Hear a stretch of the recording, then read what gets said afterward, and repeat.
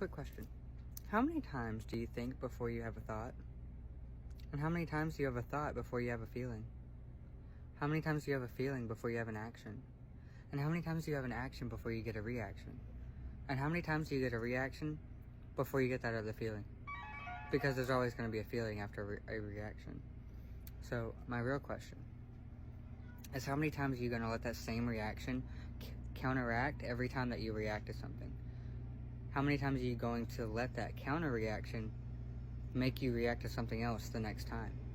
And how many times are you going to reflect over these same exact scenarios each and every time that they happen and never fix it?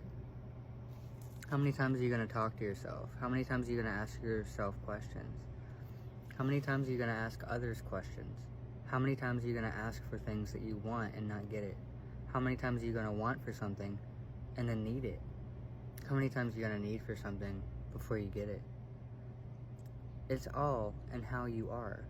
It's all in what you do. It's all within your personal reach.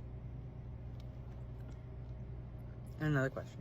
How many times are you going to reflect on things that don't need reflecting on? How many times are you going to think about times where you should have reflected? How many times are you going to think before you feel? And how many times are you going to feel before you think? How many times are you going to think before you talk? How many times are you going to talk before you think? The answer is, it doesn't matter. Because everything comes in cycles. And whenever everything comes in cycles, you have subjective thoughts, you have subjective feelings. Nothing is linear. Healing isn't linear. Growing isn't linear. Talking isn't linear. Feeling isn't linear. Nothing in life is linear, so why does it have to be linear if you're not even understanding what you're feeling? The point of understanding what you're feeling is the point of reflecting. And the point of reflecting is observing. So once you're done observing and reflecting, you're concluding.